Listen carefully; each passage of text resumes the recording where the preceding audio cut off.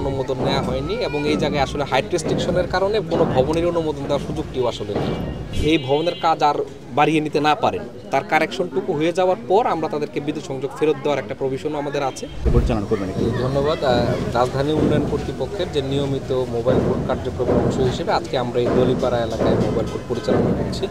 তো এখানে আপনারা সবাই জানেন যে এখানে সিভিল এভিয়েশনের আসলে ফ্লাইং জোন হিসেবে এখানে বিল্ডিংয়ের হাইট রেস্ট্রিকশনের একটা বিষয় রয়েছে, যে কারণে এখান থেকে আসলে কোনো ভবনকেই রাজুক অনুমোদন দেয় না। সাউথ টাউনে হোক আপনার স্বপ্নের আবাসন, শতভাগ রেডি প্লট, সাথে সাথেই সাফ কাবলা রেজিস্ট্রি। তো সেই প্রেক্ষিতে আমরা এখানে এখন পর্যন্ত 2টি ভবনে অভিযান পরিচালনা করেছি। আমরা যেটা দেখতে পেয়েছি কারোরই রাজুক কর্তৃক অনুমোদন নেই। তো যে কারণে আমরা ওই ভবনগুলোতে কিছু অংশ অপসারণ করছি এবং ভবন মালিকদের কাছ থেকে আমরা অঙ্গীকারনামা গ্রহণ করছি যে তারা আগামী একটা নির্দিষ্ট সময়ের ভিতরে, সেটা কোনো ভবনে হয়তো 15 দিন, কোনো ভবনে হয়তো 1 মাস সময় দিয়ে সেই সময়ের ভিতরে তারা বাকি অংশটুকু নিজ দায়িত্ব অপসারণ করবেন। এবং সেই সাথে এই সমস্ত ভবনের যে বিদ্যুৎ সংযোগ রয়েছে সেটাও আমরা বিচ্ছিন্ন করে দিচ্ছি, যাতে আমরা চলে যাওয়ার পরে তারা আর কাজ কন্টিনিউ করতে না পারে। আর এখন পর্যন্ত 2টি ভবনে অভিযান পরিচালিত হয়েছে, কাউকে এখন পর্যন্ত জরিমানা আমরা করিনি। আমরা আজকে বিকেল পর্যন্ত এই এলাকায় যত আন্ডার কনস্ট্রাকশন বিল্ডিং রয়েছে সবগুলোতেই যাব। অপরাধের মাত্রা বুঝে হয়তো আমরা সামনে জরিমানা করলে আমরা সেটা আপনাকে পরবর্তীতে জানিয়ে দেব। যে বহুতল ভবনটি ভাঙা হচ্ছে, এটি আসলে মানে কতটা অংশ অবৈধ ছিল? এখানে পুরো ভবনটি আসলে অবৈধ, কারণ এই ভবনটির রাজুক থেকে কোনো অনুমোদন নেওয়া হয়নি এবং এই জায়গায় আসলে হাইট রেস্ট্রিকশনের কারণে কোনো ভবনের অনুমোদন দেওয়ার সুযোগটিও আসলে নেই।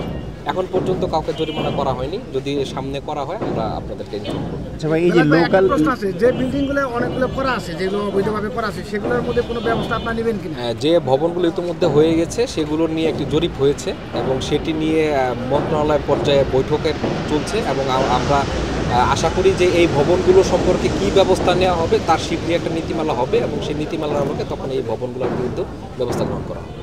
আচ্ছা, এখানে ভাই আমরা আরেকটা জিনিস দেখলাম যে যিনি ওয়েলফেয়ার সোসাইটির যিনি সভাপতি, তিনি আসলে আপনাদের কাজে আসলে বাধা দেওয়ার চেষ্টা করেছেন বা বাধা দিয়েছেন। এটা বিষয়টি আসলে ঠিক বাধা না, বিষয়টি হচ্ছে উনি এখানকার ওয়েলফেয়ার সোসাইটির সভাপতি হিসেবে কেন ভবনগুলো ভাঙা হচ্ছে বা এই ধরনের একটা বিষয় ওনার জানার বিষয় ছিল। সেই বিষয়গুলো আমরা তাকে ভালোভাবে আইনি কাঠামো থেকে যেটা আমাদের করণীয়, কেন আমরা করছি, এই বিষয়গুলো তাকে বুঝিয়ে বলার পরে তিনি আসলে, আমি মনে করি তিনি বুঝতে পেরেছেন এবং তিনি আমাদেরকে সহযোগিতা করবেন বলে আশ্বাস দিয়েছেন। এই ভবনটা এত বড় হয়ে গেল, এর আগে কি আপনাদের নজরে পড়েনি যখন ভবনটা গড়ে উঠছিল?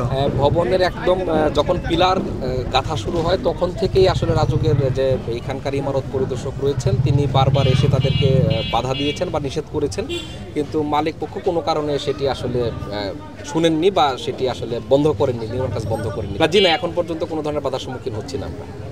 এই বিষয়গুলো আসলে ঊর্ধ্বতন কর্তৃপক্ষের বিবেচনায় নিশ্চয়ই আছে। আমরা আজকে এইখানে কাজ করতে এসে যে অভিজ্ঞতা হচ্ছে সেগুলো নিশ্চয়ই আমরা তাদের সঙ্গে শেয়ার করব এবং এর প্রেক্ষিতে নিশ্চয়ই একটি ফলদায়ক একটি সমাধান তারা নিশ্চয়ই বের করবে। না, এখানে আমরা যেটা করি সাধারণত জরিমানাও করার সাথে সাথে আমরা কিন্তু তাদের বিদ্যুৎ সংযোগটিও বিচ্ছিন্ন করি, যাতে তারা পরবর্তী সময়ে এই ভবনের কাজ আর বাড়িয়ে নিতে না পারেন। তার কারেকশনটুকু হয়ে যাওয়ার পর আমরা তাদেরকে বিদ্যুৎ সংযোগ ফেরত দেওয়ার একটা প্রভিশনও আমাদের আছে। তো এইটার মাধ্যমে আমরা আশা করি যে তাদের যে উন্নয়ন কাজ, যেটি অনুমোদনহীন উন্নয়ন কাজ, সেটি স্থিমিত করা সম্ভব।